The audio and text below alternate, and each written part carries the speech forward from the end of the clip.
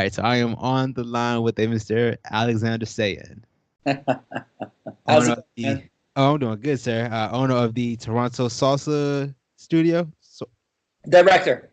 Yeah. I'm sorry, I keep saying that. My fault, dude. No, Director, you're right. okay. How you doing today, man? I'm doing amazing, man. Happy International Women's Day. Okay, awesome. So, are you doing anything special for Women's Day? Had a special I class just or? called. Listen, I just called my mom. Uh-huh. I just tweeted about it, Okay. and I'm gonna make sure that, especially the women that are close in my life, I tell them how special and amazing they are. That's a great idea, man. I definitely need to call my mom today. That's a great idea. So, you were teaching today, correct? No, no. So I teach in the evening. So today it's going to be Friday nights. Right now are the only days I don't teach. Oh, okay. So I'm going to be just meeting the assistants and training them and help them get better and meeting a student who's Okay. having a bit of a crisis too, is trying to help her. I'm curious. You say you're meeting with your assistants. What is that like? That training process? So it's pretty cool. So we'll do sort of training on the technical side. So for the female assistants who want to be teachers, they need to be good leaders and followers. So I Of train them, course. and Yeah. we also train on public speaking, keeping the class engaged, humor, storytelling, all that kind of stuff. I'm very curious. How do you teach humor? I would love to know. How do I teach humor? I find the things that make them smile and happy, and have them use analogies and have fun when they teach. Okay. Okay. I got you. I understand that. And so you said you had a student as well. Is this a private lesson or just something personal? No, just student. If I have time, I have students reach out to me who are having trouble in their life or whatever it is, Okay. and if I can, I try to make time to meet with them for coffee and see how I can help. Okay. So, instructor as well as a psychologist, I guess. Or what? Yeah, yeah, I guess it is. I mean, I have a bachelor's in psych, Okay. but So I forgot about that. You did tell me that. Oh, all right. So let me just say, this is actually the second time we're doing this interview. Unfortunately, I I goofed and lost the first video. that's But okay, Mr. man. Sayan, as always, has just been so kind and was eager to help me do this again, man. So I really appreciate you doing this the second time, man. My pleasure, man. I want to support your dream. Ah, man, thank you so much. So me and me and my girl having this conversation Okay. about the the benefits of a group class versus a private class, and I'm pretty sure we talked about this before, but I would like to hear your thoughts on that again. Yeah. Well, okay, dude. First of all, whatever we talked about before, it doesn't matter. Okay. This. Oh, so you didn't even have to say that. All right. Awesome. Yeah, man. Listen, no, don't worry about any of that. Now, benefits of group class to private classes. Yeah. Uh, so private classes are great if obviously if you want to learn quicker. If you want to learn faster, you take a private lesson. If you want to be a professional dancer, you take private lessons. If you're a really, really advanced dancer, you also take private lessons. If you want to do things like wedding choreos, right? Like you're getting married, so I have people reaching out to me. You do private lessons. Group lessons are a great way not to feel, I mean, if the school is right, but not to feel pressured as you're learning. Okay. It's a great way to make friends. It's a great way to not feel alone and isolated, to build personal confidence. Group classes are an amazing way to do it. Yeah, I mean, I can keep going, but there's a lot. Okay. I'm curious. I imagine you're more so busy with the group classes. Do you have a lot of privates as well? No. So at most, I'll do 1 to 2 a week. Okay. I'm curious. Which do you prefer? Which do you like more, that one-on-one level or the group? Group, Oh, group, okay. 100% group. Yeah, yeah, yeah, man. Yeah, yeah. I love take. It's all about impact for me. Okay. Like with group classes as an instructor, you make less money than you do for private lessons. I can understand that. But in terms of impact, if I want to, you know, impact the most amount of people, group classes are the fastest way for me to do that. True. Okay, I understand that. Hmm. Um, Shucks. Well, what's your experience been like? You've done private lessons, right? Or have you not? I I've done private Kizuma lessons. Okay. And so how does that compare to you for with group? Honestly, I've never done. Well, I've done group classes, so I've done group for like salsa, bachata, and like Brazilian zouk. But Same thing though. I say as a student though, I definitely prefer a private lesson. You know, Okay. that one-on-one time with the teacher where she can, pinpoint my mistakes and everything is amazing. Yeah. Uh, yeah, I thoroughly enjoyed that. Group classes are amazing as well. Just as group classes are amazing for the fact that you can rotate partners and everything. 100%. Yeah, so you get a feel for just it's pretty much. Could you say a group class is some form of a social? Yeah, absolutely. I mean, that's one of the biggest tensions. Or it's for couples to bond also. Like, Yeah. 40% of our, well, 30% to 40% of our students are couples, and Hmm. this is their time. This is their date night. Hmm. And when you have the group cast experience, you have that time when the instructor will focus on everybody, walk around, give advice, but they are also working with each other and learning to better communicate with each other. And right, Uh, it's like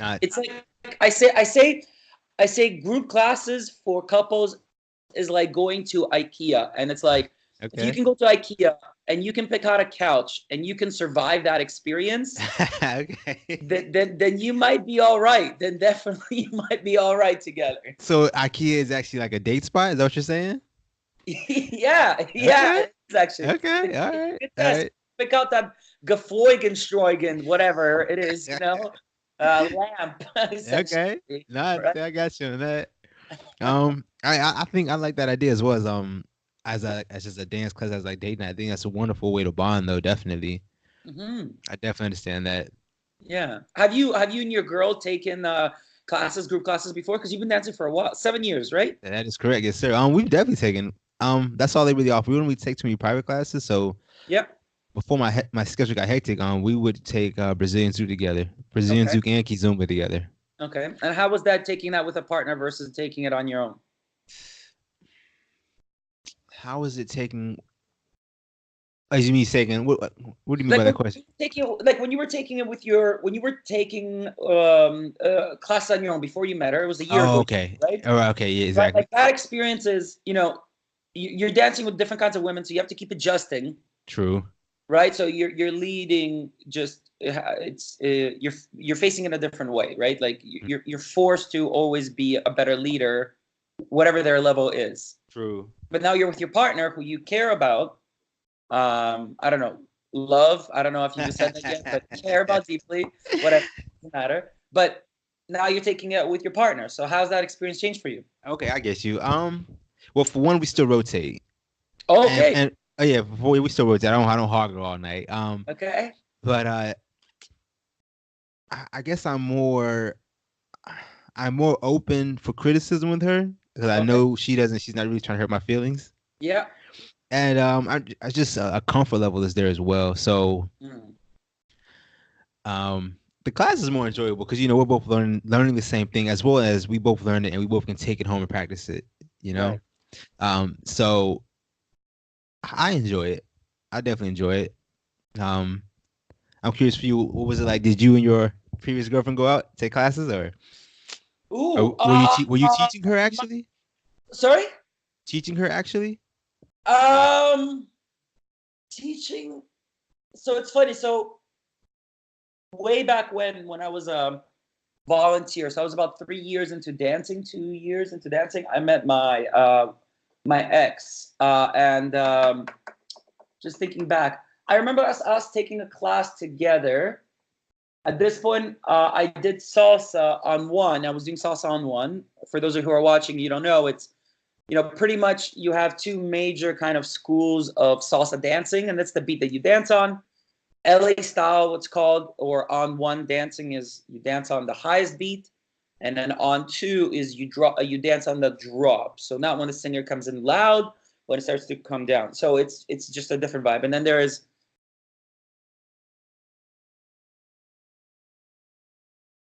I've almost never seen that, but it Never seen that exists either. somewhere. Okay. Wow. Yeah, very rare. But the major ones are on one and two, which I always say is like whatever. It's the same thing. It's just dancers. But I remember taking on two classes at a different school with her, and it was fun.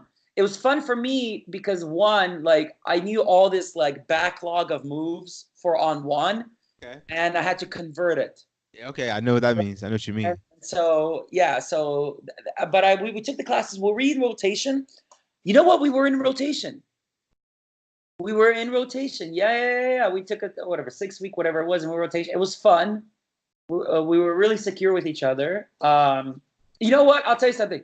I think it always comes down to why are you taking the classes? Like I always, because couples ask me, it's like, oh, should I be in rotation, or I don't know if I should be in rotation. I always say, if it's a date night, if the whole point of this lesson is for you to bond together, right? Then don't rotate. Oh, okay.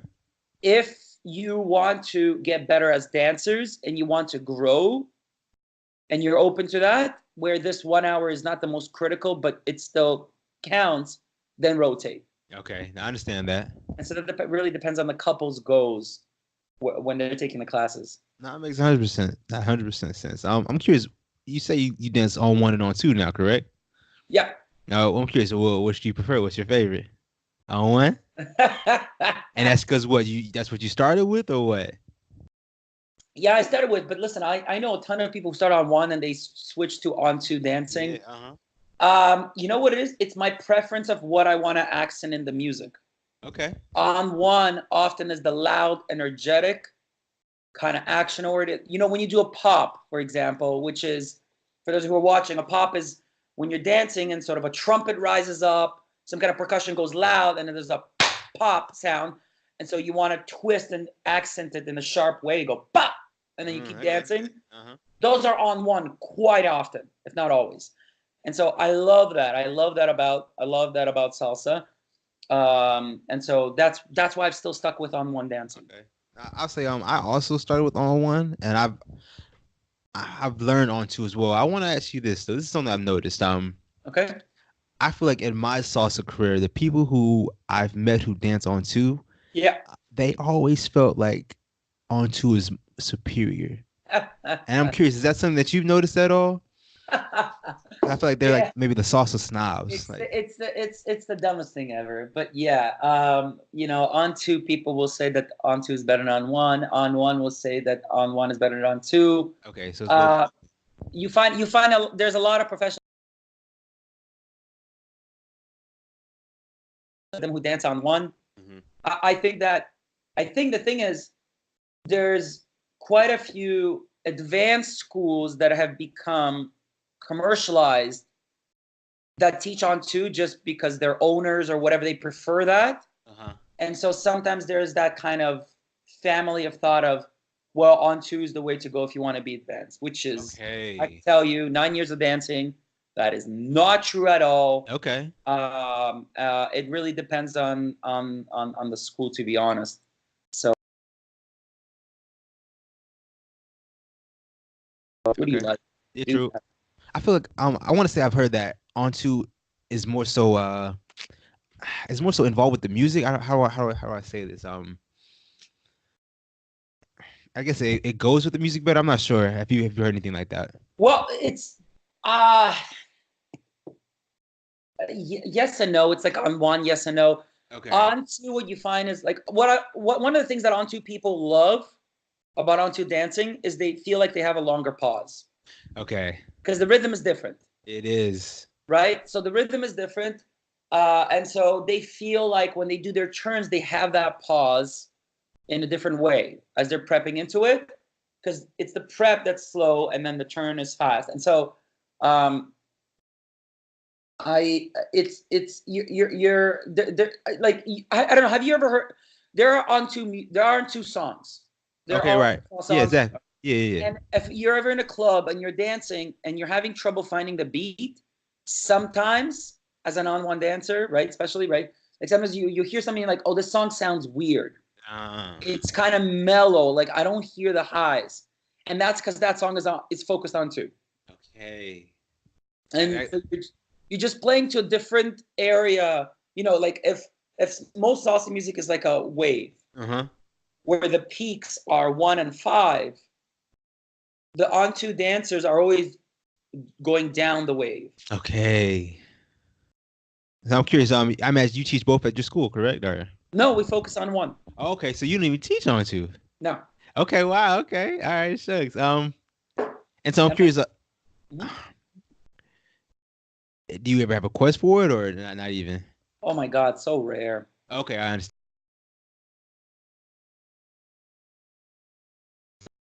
Dances on one. Okay. And I've gone to other socials where they dance on two. Actually, I went out yesterday. So I went out yesterday Mhm. and I asked this woman to dance, and she looked at me and she just pointed. She's like this or like this. Okay. Right? I've had that before. And I was like, I've had this. I was like, on one, please. And we danced and we had an amazing time and it was fun. And you know, it was really cool. Okay. But yeah, we focus on one. I'm curious. You said you went out last night. What are the places to dance in Toronto? Oh, but I mean, one of the things I'm grateful for Toronto, every night of the week you can go dancing. Oh, that's awesome. That's amazing. At least one. Sometimes on Friday there's 2 competing or 3 competing Oh events. wow, that's awesome. That's amazing. Yeah. Toronto is a hot spot. I was just having this conversation with someone. Toronto is a hot spot for dancing. Like you will find a place, you know, for salsa, bachata, kizomba. There are places every That's night wonderful. of the week to dance. That's wonderful. At And least so, one. where were you at last night? So I was a place called El Rancho. Okay. And so they have 3 separate sort of sections. They have a section for salsa, they have a section for bachata, and they have a little corner for kizomba as well. Okay. That's. I mean, at least they offer it. Yeah. The trifecta. Uh-huh. Yeah. So and it was blast. I love I love going to places and just dancing with girls and guys, whatever, doesn't matter. But and just making people smile. Like Yeah. you have a dance and you walk off and you're like, damn, that was good. I imagine you're doing a little bit of recruiting as well, right?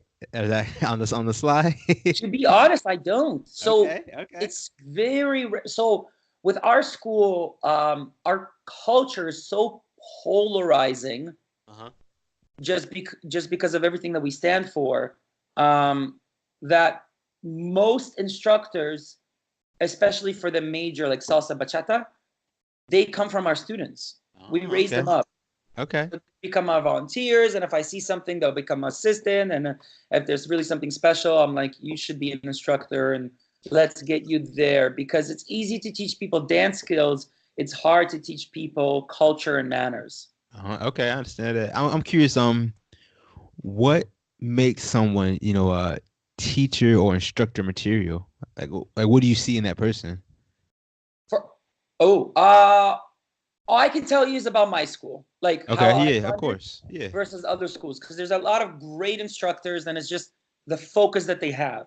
Mm-hmm. So for me, what I look for is not an instructor, is a teacher. And Okay. I think of it as very, very different. An instructor instructs a certain topic, and oh, I'm so sorry. Instructor instructs a certain topic. And so, like, the finesse of investing in Apple, or how to do double turns properly, whatever. Okay. Like instructor. A teacher provides an experience. A teacher offers more. If you look at a teacher, you've gone through the school system, middle school, high school, right? So you've Yeah. had over like 60, 70 teachers. Yeah. How many of them do you actually remember that were great and memorable? All right. Only one really pops into mind, honestly. What's his or her name? Ooh, man, Mr. Salvini. He taught 20th century world history. It was an amazing class. What was amazing about him teaching that class? It was just such an engaging class, man.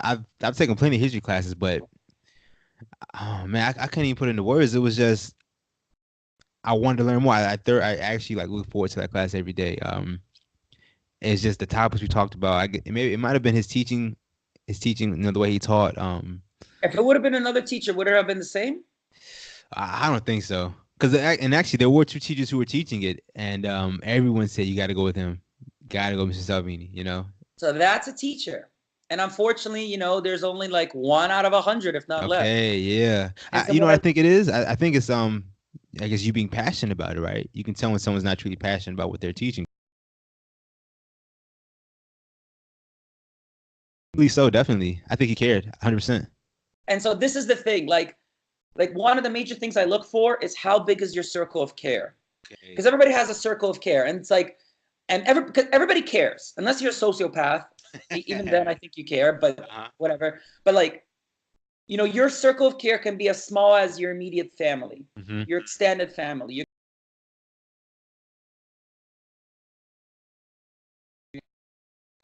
Like, I care about everybody. And so what I look for, one of the first things I look for is how big is their circle of care? Because I know, I've had professional, world-renowned dancers approach my school, offer to teach, and I've said no. Right? And it's because, not because they're bad or because they won't make a good experience for some students, but they won't click with our culture and they won't make it a good experience for how I see it to be good. Okay. In my eyes, simply that. And so circle of care is important because everybody teaches a right turn. Yeah. Everybody teaches a reverse turn, and palm drops may have different names, Coca-Cola versus a 180 or 360, exactly. Whatever. Everybody teaches that. And so what makes an amazing, unique experience? It's not the fact that your teacher, Mr. Salvino. Yeah. It's not that Mr. Salvino wrote the book on history. Right. No, it's the care and the love and his take and the engagement and the laughter and the jokes that made it amazing. Because history, dance is dance. And so definitely the first thing I always look for is this instructor going to care about his students? Okay. Or is he strictly going to focus on the dancing? Because you need to have a healthy balance of both. Definitely. You can't, no matter how much you care, if you don't know the material, you can't teach. Right? So your teacher wouldn't have been able to teach if he didn't know history. Exactly. So true. He kept messing up the facts. But that's such a basic level and a given in my school where it's like, I don't even count that. I'm like, it's a given. I'll train you. You'll learn. We'll get there. Where's your personality? Where is your care? What do you want to do? Right? So, I mean, yeah, definitely circle of care is the first major thing I look for. I had an interview recently with a Kizuma instructor, Narcisse Nandry, amazing guy, a beautiful dancer. And he was just telling me how as a instructor, as a teacher, he is always a student. And I feel like that's something that should be true, correct? Sure. Yeah. Yeah. So I mean, every class I finish, I sit down for 5 or 10 minutes and I think about how I could have done better. Okay. I think about where could I have improved, which, and it's not the dancing. It's usually not. The dancing will get better through doing, training sessions by myself or going to professional dancers and training. It's always like, how could I have made the experience better? How could I have made the jokes better? How could I have made them more engaged? Did I leave them with the emotions that I wanted them to leave my school with? Okay, I understand that. And so, but definitely, I'm always learning and self-diagnosing to be better. All right. So you say you're always learning and self-diagnosing. So yeah, I know as a child you were diagnosed with hyperhidrosis, correct? Yeah, man. All right. I'm curious. What did you learn from that? And tell us what that is exactly, please. So hyperhidrosis is a medical condition where uncontrollably so your palms sweat. It's not when you're stressed and it's excessive sweating. For me, holding a girl's hand and just like a sound. And when I was, I was 12 years old when it started, right? It was tough. Writing exams, having my hand off the paper so that it won't touch the ink and bleed. For like an hour. It was hard. Playing video games with friends and passing the Nintendo remote, Sega Genesis remote, and it's all covered in sweat. It was really, really, really hard, actually. It was I struggled with that for 10 years or so. Okay. And then I got an operation, and what happens is they go between your rib cage and they cut the nerve that's connected to your hand for sweating. And then so my hands can never sweat again. Okay, wow. Yeah, so my only problem now is dry hands, which is amazing. But, you go from one aspect to the other. Exactly. And so I I dealt with that, and that was one of the instigators for why I started dancing. But what did I learn from it? That's a good. I've never been asked that. Wow, this is amazing. What did I learn from hyperhidrosis? I learned that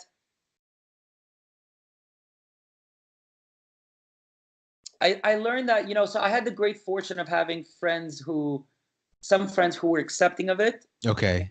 and a girlfriend when I was younger, so I was 16, who was accepting of it. And it's important to surround yourself with people that push you up Okay. and Instead of not push you down. down. And I think people really take that for granted. And it's not always overtly like bullying or saying Right. things, but it's quite often the off the cuff remarks that really keep your esteem at a low level. And No, I so definitely understand that. I think that was one of the things that I learned. I think also that I learned that do whatever it takes to have a better quality of life. And so for me, I went to get an operation. Yeah. And so, I mean, you can, like plastic surgery, whatever it is, right? It's like, I've definitely always battled that. I'm like, at what point do you love yourself enough to accept yourself Mm-hmm. versus go out and change it, right? Like someone Yeah. weighs 400 pounds and they're obese and they're like, should they lose weight and whatever? And I'll be honest, I don't have all the answers to that. What I will say, Uh-huh. though, is it going to improve the quality of life for yourself, or are you strictly only doing it for others because it's cool? Mm. I think definitely that's a line that you want to figure out. If you're doing something straight, like my take is, if you're simply doing something because it will be cool to others and you will get recognition for the coolness, you're doing it for the wrong reason. That is a Yeah, I stupid understand reason that. to do it. Uh, And sometimes I think what's hard is you may agree with that, but to catch yourself in the act, that's very difficult. Yeah. self that it's for the right reasons and not the wrong reasons, right? That self-awareness you got to exercise. That's exactly that's self-awareness. I'm thinking, um, did you? I'm curious for yourself. Did you start dancing for, yourself, or was it for other reasons? Uh the major reason I started dancing was because of hyperhidrosis, and I had body complex issues. Okay. And I was frustrated also that so I grew up so I grew up without a dad since I was 9, in that, Okay. my mom was a single mom, raised me. My dad would make phone calls occasionally, and so my mom was my mom and my dad. And definitely as I was growing up, I had issues and concerns, right? Like sort of not having a male role model, a figure. And so I would look for that in Yeah. my teachers and older sort of men in my life, and trying to figure out what it means to be a man and Hmm. what masculinity is, and all of that, was a struggle in my teens, and even in my 20s was a struggle, right? Well, and so me being dragged into clubs, like regular clubs, and not being able to move my body to the rhythm, not understanding that, and then my friends going out and grinding against girls and dancing with them and picking up and just all of that, and false masculinity, all that was something I struggle with. And so I took those lessons to try to feel empowered within myself. Okay. The intention was never to meet girls. Okay. I remember that was always very clear with me. It was to empower myself and to feel good about myself, and to prove that if I don't have the talent, but I care, I can be skillful. Yeah. Okay. I And think it's crazy to hear that, because I feel like I might have come from the opposite side, and where I couldn't dance, and so I started taking lessons to maybe prove people wrong. mm-hmm. But I think it kind of changed for me, because I actually like fell in love with it. Um, it's same thing. And I'll tell you something, I look at like successful people like Warren Buffett and Richard Branson, like everybody who's really, really done a lot, and they started with nothing. uh right? The guy who owns Alibaba. What's his name? Oh my God, the I'm billionaire. not even sure. Yeah, I'm not even sure. Guys, if you're watching this, look him up. Genius guy. Anyway, he started with nothing. He became a billionaire in his late 30s, and he started the business of Alibaba like 31, 32, and nobody believed him. But if you look at those people, you can go from either side. Like you can go and from the side of I'm gonna prove all these people wrong and I'm gonna destroy them and I'm gonna crush this.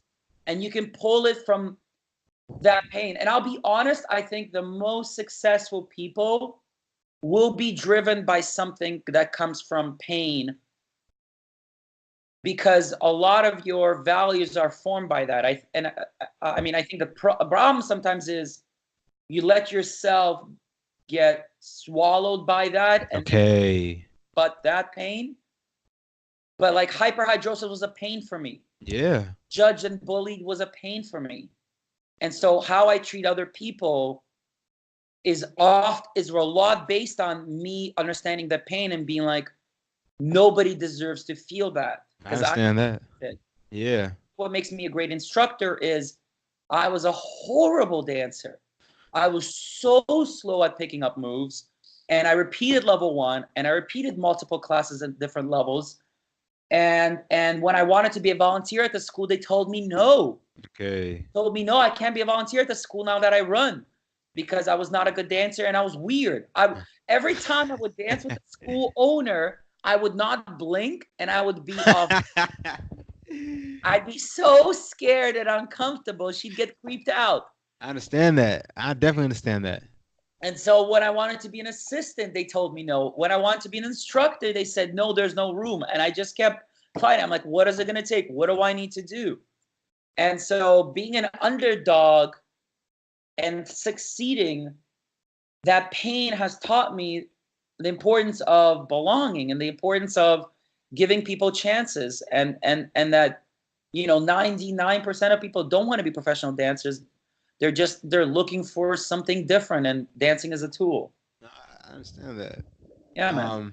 I think that's what makes you a wonderful teacher. I want to say I think the best word appropriate for you is like empathetic. You know what it's like to come. Yeah. I want to talk about I guess being nervous during dances. 'Cause I've definitely experienced that, where I felt that the father was, either some amazing, spectacular person or just leaps and bounds better than me. Yeah. I'm curious, how does someone get over that? Is it even possible to where you put someone on a pedestal and you dance, you're not your best self? Yeah, I mean, listen, like when we have congresses in Toronto, all the time. Like I'll run into some professional dancer that's just like on its own, on her own level. And you know what I'll tell you? I'll tell you this. I think the best way to get over that is go dance with them and make it a game. Okay, what you make it a game, if you make it fun and you make it a game, it does a world of difference for your confidence. Because with me, what I would often do is I'm like, I want to make them smile. Okay. I want to make them smile, which even as I say it, it bothers me because ultimately I'm still looking for acknowledgement from them. But as a way to deal with fears, I think making it a fun game in some way takes the seriousness away from it. It does. And so when you're like, I want to crack this person up. If I can make them smile, awesome. Right? And then you just do that and you go into it and it gets easier.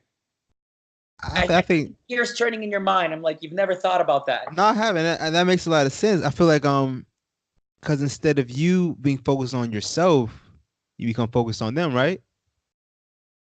And in a different way. Yeah. Because you're still focused on them when you're scared. Yeah, what you're focusing on is, I don't want to look stupid. Right. Subconscious. Yeah, but you're still looking at yourself, where it's like, I want to serve this person. I want to have fun with this person. And that's a tip that I give to teachers. I'm like, whenever they're nervous to teach their class or whatever, I'm like, you're focusing on yourself. Stop focusing on yourself. Okay, right. Focus on making it great for this person. Yeah. It's like, well, what if I mess up? Whatever, you mess up. Can you make it fun? Well, I think, yeah, of course you can make it fun. Go make it fun for them. Okay.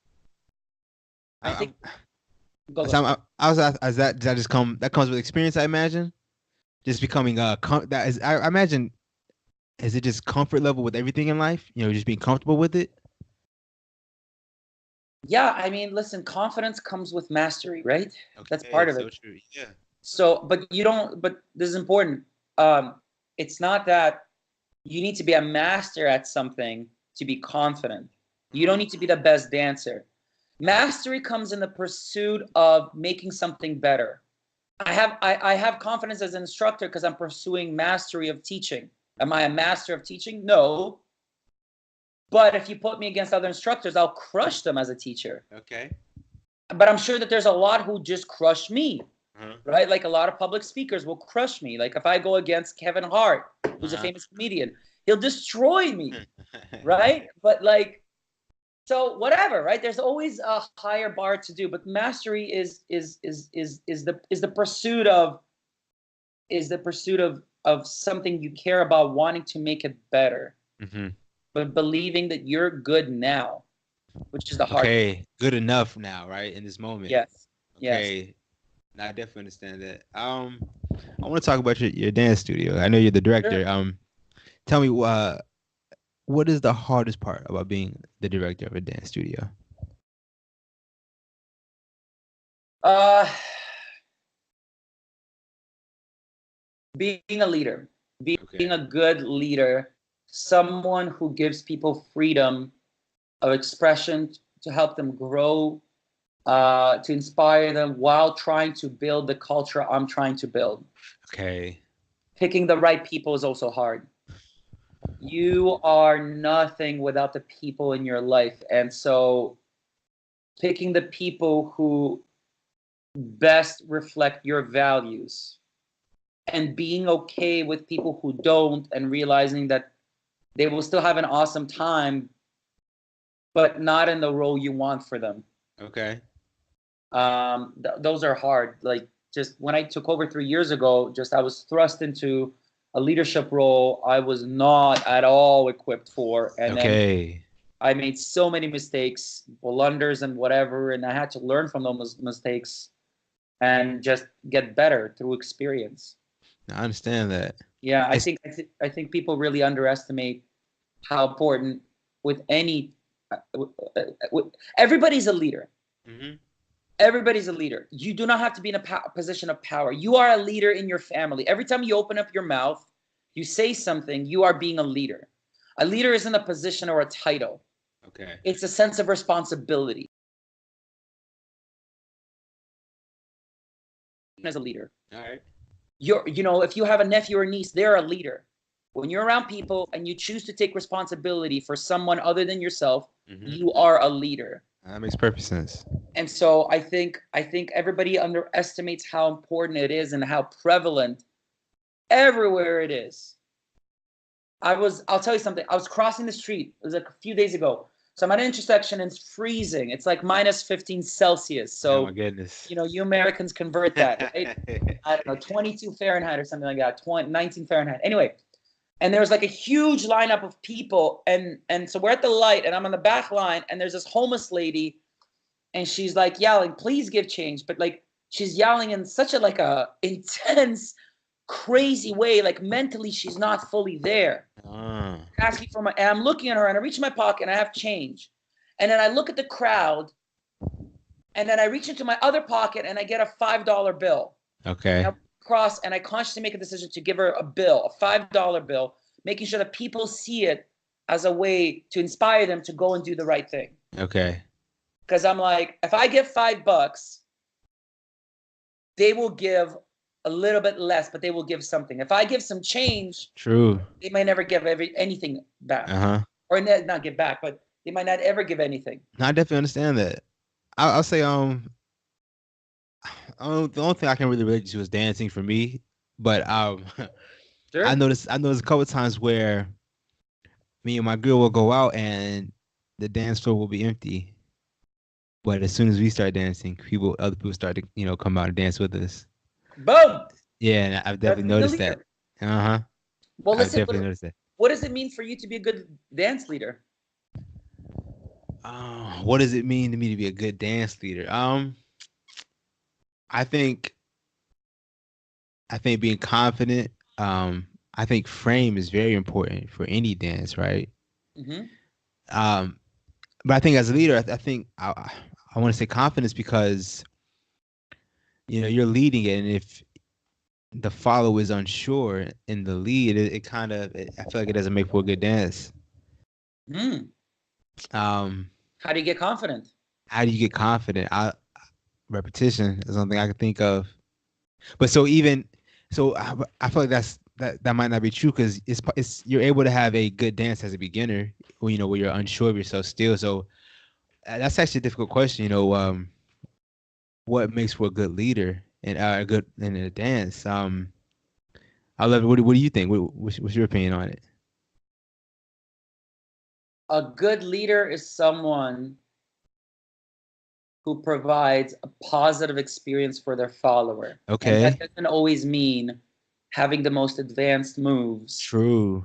or having right the coolest body wave or whatever. It has nothing to do with that. It's making it a safe, positive, enjoyable, and emotionally memorable experience. No, I definitely agree with that. You're right. And I think for followers, what makes a great follower is because I talk about this in my class a lot. So I talk to the women in my class a lot, and I say, ladies, ultimately, as they're progressing through level 1, level 2, and I always say this, I say, ladies, we don't want a follower, we want a partner. Okay.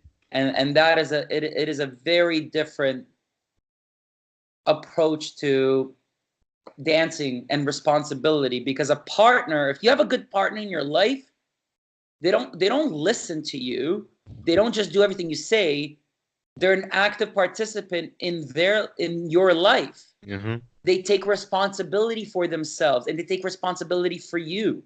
When you feel down and your girlfriend comes and visits you with some soup, that's a partner. Yeah. And so I find that the most enjoyable dances are, because the easy thing to say with a follower is someone that gives you control.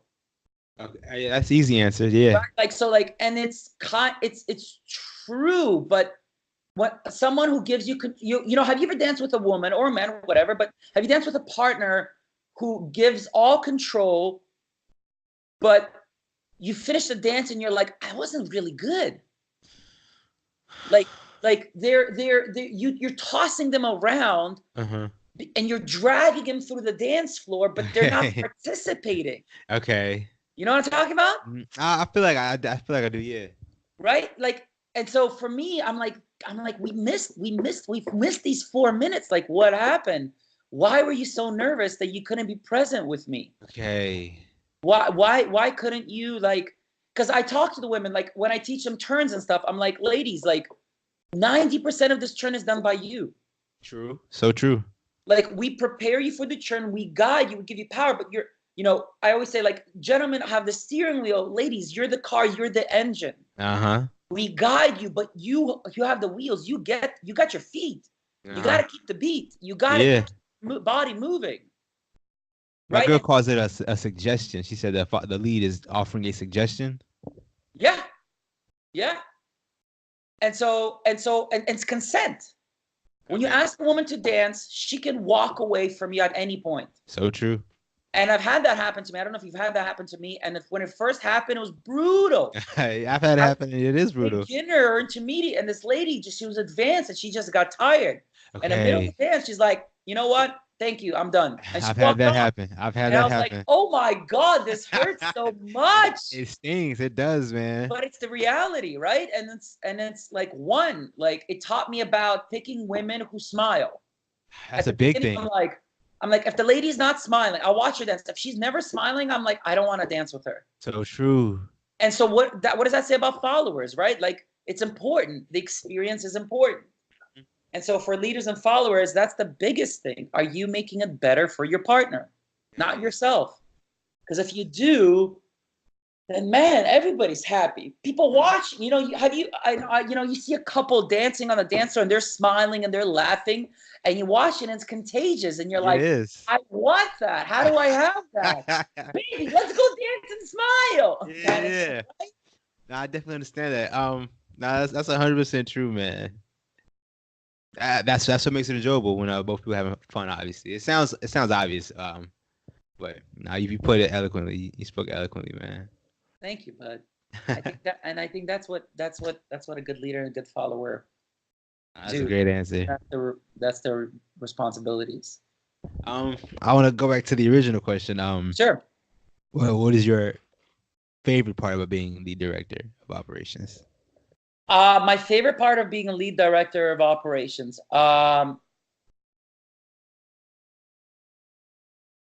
that a couple of things. One was that I love guiding and teaching people. Okay. And so as someone who's coaching instructors and assistants and volunteers and also being a teacher, I love making life better for people. Okay. I love seeing people grow in my school.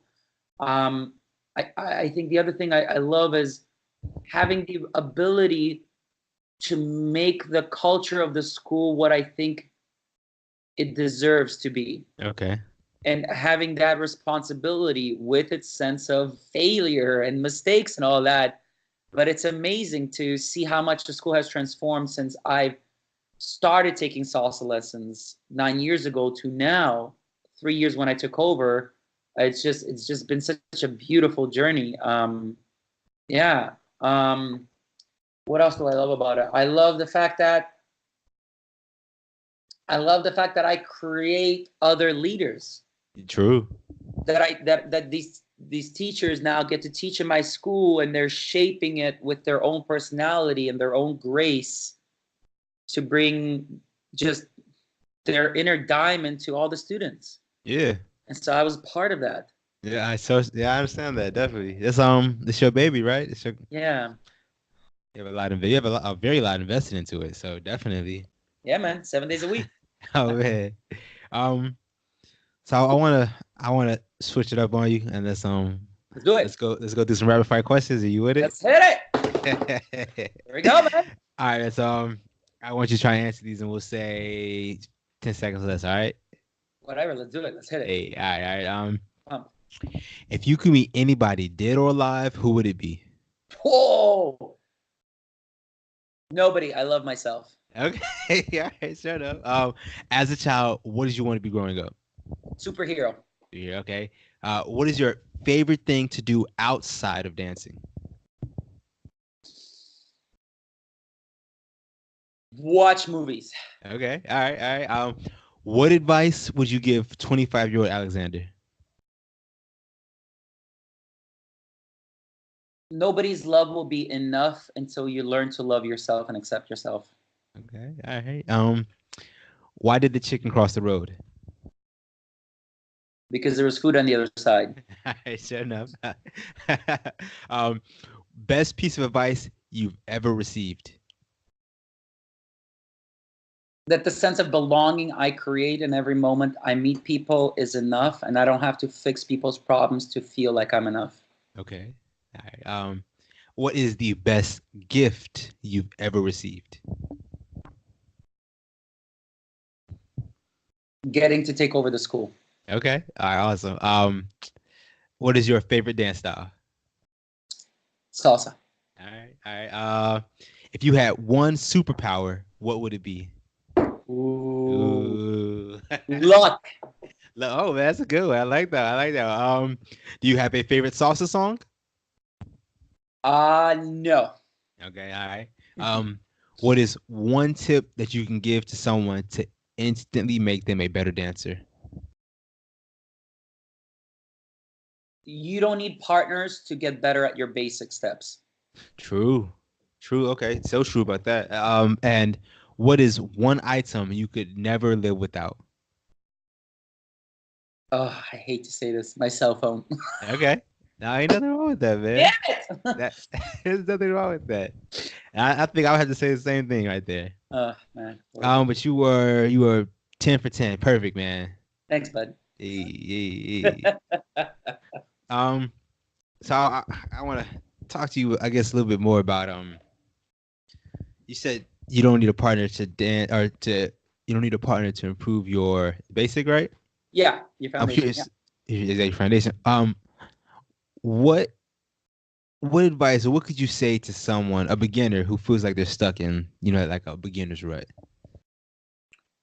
That Or what should they're they not. do? Yeah, so well, we're assuming they're taking classes. Definitely. Okay, so they're taking classes, so they're getting the knowledge, but they're not getting better. That they're not social dancing. If someone tells me that they're not getting better and they're taking classes, it's because they're not social dancing and Okay. dancing with people who are better than them. Okay. I definitely understand that. Yeah. They're scared or whatever it is, but maybe they're busy. But yeah, that's why that's why they're in that rut, in that level. I think that alludes to going to dance congresses because I feel like just for me personally, when I go to a dance congress, it opens my eyes to what is capable. It's also very inspiring to see, the talent level, and I feel like it's just a really great experience. But it really it just shows you what you can become. Yeah, you know what? I get excited about congresses. So I've done so many workshops and stuff, and so usually I'll pay attention to if there's anything unique that I haven't learned yet. But what I love is the opportunity. Like in a congress, you'll have like 1, 2,000, 3,000 people Yeah, coming in, and I get to dance. People who go to congresses are at least intermediate dancers, and so I get the yeah, opportunity to push myself as a dancer. Like there's nothing as good as dancing with a really great dancer, and you give her a single turn, but you felt the power in her because she could have done a triple like that. right. I And know I'm that like feeling. embarrassed that I have a Lamborghini, but I'm going, 10 miles an hour. And I'm like, what am I doing? And so I'm like, no, Alex, let's do this. And so like Okay. I push myself and force myself. Like some of my coolest moments I remember were at congresses where I created these new moves or these new shines, right? Like shines are solo patterns you can do, but these shines, and it's all thanks to because the partner was so advanced. It forced me Mm. to bring my level up, Yeah, definitely. Playing in the right? big leagues. Exactly. So yeah, I love congresses. Going back to the whole turn thing, I'm gonna just ask you for help right here. I myself find that I can do one or two turns perfectly fine. What is the key to perfecting the triple turn? Yeah, your single turn is wrong. Okay, okay, sure enough. That's the yeah. Oh, actually, perfect. Uh, it's a carpet there. But why don't you on camera right now go do a single turn? You return myself or turn a invisible lead? No, yourself. Invisible. Uh, What are you talking about? Wait, hold on. Sorry. Are you saying leading a double turn or a single turn, a triple turn, or doing yourself a turn? Sorry. oh yeah, I don't really turn too much myself. So What the leading. hell? What is the matter with you? I'll be You honest with you, man. If you talk to my girl, she'll tell you, man, I am very lazy on the dance floor. oh, come on, brother. So what I mean lazy is I don't want to break a sweat, man. I'm not trying to do a workout. I don't want to work out on I the dance could floor. get across the camera and strangle you. Come on, man. Don't do that to me. Don't do that to Oh, me. brother, man, you're missing out, man. I'll tell you something. When you do a good, even single turn, and you see a girl's face and she smiles, Okay. it's the most awesome thing. You're taking the load off of her. I see guys dancing with girls, and like they'll dance at their insane way for 4 minutes. They'll come off the dance floor bone dry, fine, and the lady's like just Tired. drenched in sweat. I'm like, what are you doing, man? Like, Okay. Okay. you lazy bum. I don't think that's me, man. I think more so. I'm gonna be honest with you, man. Just me being Yeah, 100% go honest go. with you. I'm very self-conscious, so Okay. I like to portray like the smooth and suave lead, man. So um, So everything I do is slow and like I want to say meticulated, but uh, I'm not trying to show off, I guess. I'm well, it has nothing to do with showing off. Okay, okay. This is completely not showing off. This has nothing to do with that one. Two, I focus on smooth dancing. I love smooth dancing. Right. When I dance with a beginner and I make her feel like she can do more than she can without being overwhelmed, that's the most happiest I am. Mm-hmm. What I'm saying is when you do turns, you're saying that as hard as she's working or your partner is working, you're working as hard. Okay. Okay. You're not just she's not the only canvas that you're creating something, that you're both on this canvas. True. I think that might be my problem. And so maybe you're self-conscious, and thank you for being honest about that. Right? But it's worth it. It's worth it. It's worth it to get better. It's worth it. It really is amazing. I feel like if I look back on my dances, especially with my girl, yeah, she's definitely doing most of the work. And then so hopefully I that's not a problem anywhere else in your relationship. Well, I think I'm glad I had this conversation that helps you recognize this. It's hard to fix a problem you don't know about. So I'm glad. Yeah, I'm actually very appreciative of that. I think But let me answer your question still. Let me answer. Okay. You asked me about how do you make a better double turn for the lady? How do I lead? Whatever. Yeah, exactly. Exactly. I think I think one major thing is most guys lead with their wrist, which is a huge problem. It needs to come from your core, which is really kind of professional advanced technique. But the idea is that when you're turning your partner, have you ever done it? Okay. Oh, so you're in the military, right? Correct. So you have to train in some type of martial art. We do some. You do some takedown drills, so definitely. Takedown drills. Okay, perfect. Okay, so when you punch someone, oh, you froze. Oh, sorry. There we go. So no, we're good. We're good. So when you do a punch, when you punch someone, does it start from your knuckle? No, it does not. Does it start from your elbow? Where does your power come from? I want to say like your base, right? Yeah. Am I mistaken? Yeah. Yeah. It comes from your core. It comes from your legs. You twist in, and your punch is an extension. It's like a whip. If you look at a whip, you have a cord with a handle. You flick it, the wave goes, and goes out. Wham! Like a snap. And so a lot of guys, they never learn the technique, which I can only teach in private lessons. In group lessons, it's extremely hard to teach. Okay, I understand. For leaders, I teach leading with the core or your body instead of with your wrist or your hand. Okay. What happens is when you talk about smooth experiences, it makes it a world of difference. And the best way I can explain it to you is if you're standing under a red light and the red light turns green and you push on the gas pedal all the way down, you know that jerky reaction? Yeah. That's you leading with your arm, where you explode with power and aggressive way, and they feel the snap. Where when you lead with your base, it's like red light, you gently press on the gas, and you have this gradual increase, except that you can still go fast. Yeah, okay. I'm curious, your core. If you could put that into that feeling. Yeah. Can you put that into words? I just did. What do you mean? Yeah, you say lead from your core. So yes. meaning what is your body doing? What can you put that? It's like in your tummy there's this kind of a tightening and twisting. Okay. And so there's a twist rotation, and then it comes through your hand as an extension. Okay. So you know what? Do you have a pen near you? I can get one. Or something. Is there anything on your desk you can pick up and show me?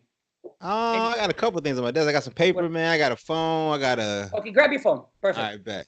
Okay, so take it to the from your perspective to the right side of your camera. Right side. There now. Okay. Now imagine you're passing it to a friend on your left side. So just bring the cell phone across. Okay. Good. So that's you using your hand. That's you using your hand to lead. Yeah. Now bring it to the right side. Now, what I want you to do is do this. Take a deep breath, hold it, and as you pass it, breathe out slowly and twist slightly. So do you feel that tightening in your tummy? Yeah, I do. That's your core being engaged. Okay. Now you can get obsessed with it. I love it. Yeah, I got to practice that. I need to practice that, definitely. Yeah, man. That's what really good leading is. Okay. All right, for sure. Um, what does it take? What does it take for an intermediate person to take that leap to advanced? Private lessons. Okay. Simple Private as that. lessons are, yeah, yeah, Simple. and even at advanced level, professional level, private lessons. I mean, group lessons are great too. Social dancing is great too. Honestly, it really depends on your goal. Why do you want to be advanced? Do you want to be advanced because you want to do performances? Do you want to be advanced just because you want to feel confident, which is a whole different beast, and not necessarily confidence will come to you just because you get advanced. Do you want to be advanced because you want to be an instructor, or, a world-renowned dancer? I think your goal is important. Private lessons are the fastest way to go if your goal is to be a professional dancer, if you want to be doing performances, if your time is limited, like you have an odd schedule, like you do, Right. sometimes you have an odd schedule. Yeah, yeah. You can't pick a regular steady day. Group lessons are great because you want the flexibility of getting to know people and you want to have fun in the process and you're not in a rush and you're gonna go at the pace you're gonna go and you're gonna learn. Okay. So it really depends on your goal, to be honest. When I say the word musicality, Yeah. what does that mean to you? So musicality to me means when you're dancing salsa, bachata, kizomba, whatever you're dancing, zouk, you're not just hitting the beat. So, merengue has 2 beats, bachata has 4 beats, salsa has 8 beats, and those are the beats you dance to, that you move Right. to. What you're dancing to is to the instruments, and you're adjusting your turn patterns and body movements to those instruments. You're accenting them in some way. So suddenly when the music in the middle drops and only the trumpet comes in, you play off the trumpet in some way.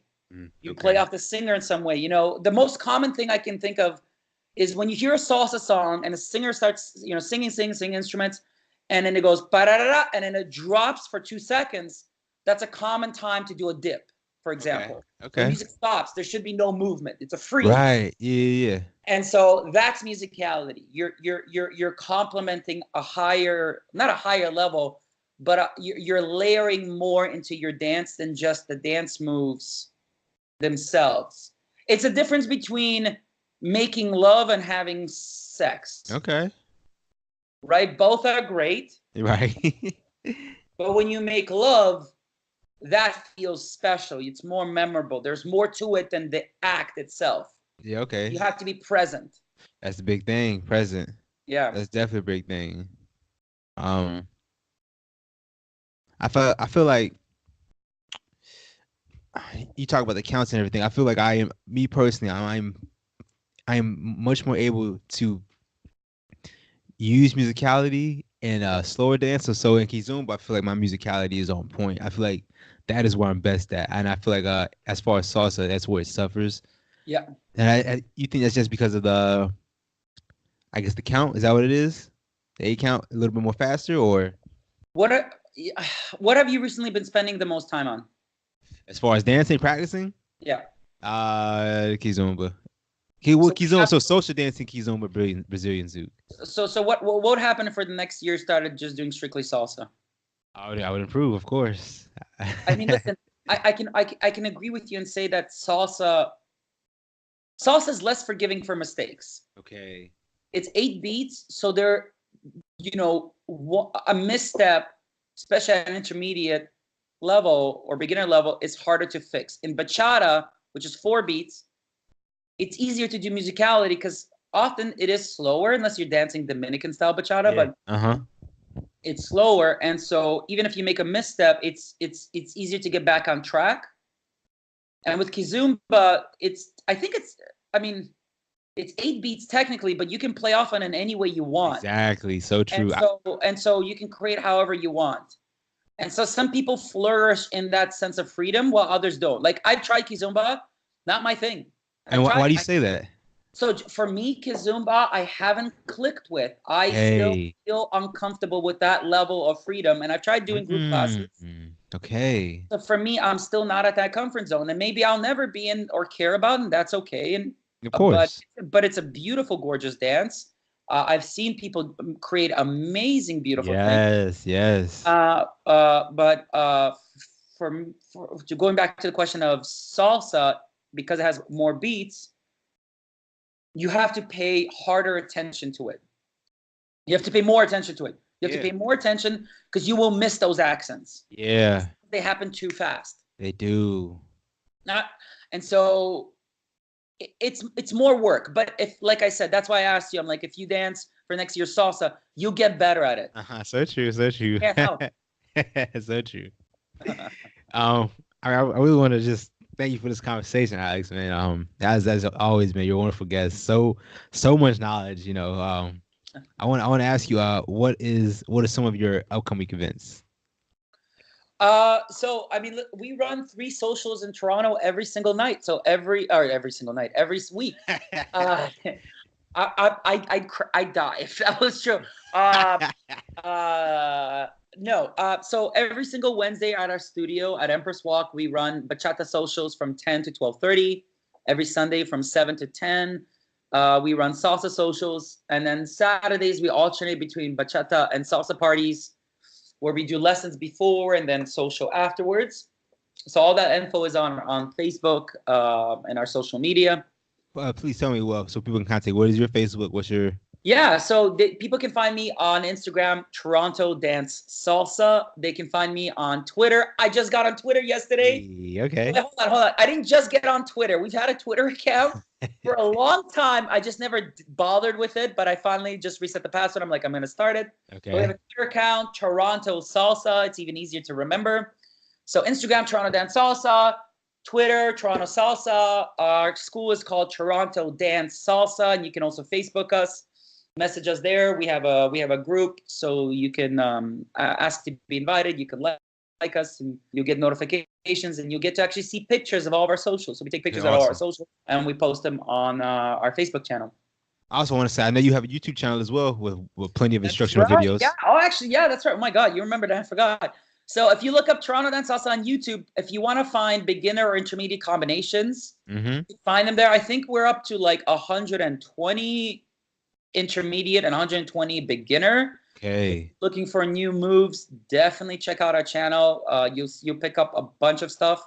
And then we just started posting bachata all level lessons. Okay, awesome. Reality. Thanks, bud.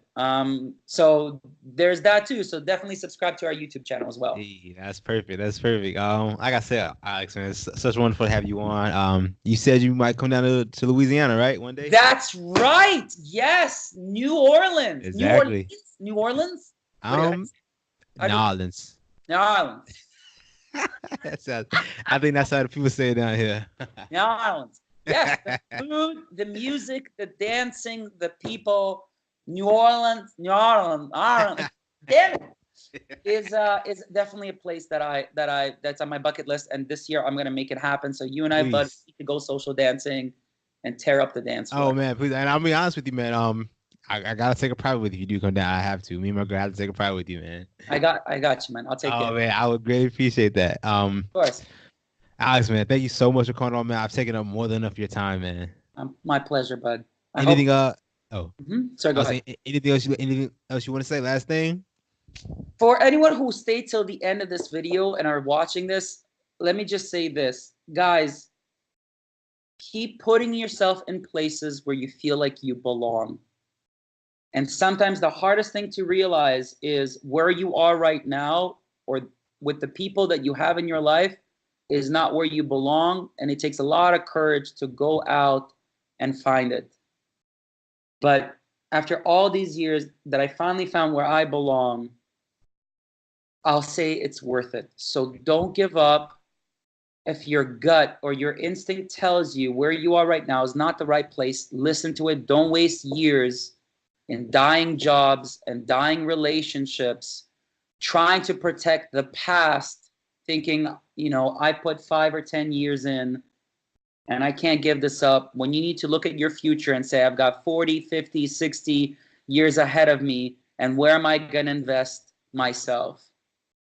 If you do that, you will have a fulfilling life. So find where you belong and always listen to your gut for the big decisions in life. That's powerful, man. That's really powerful. Thanks, man.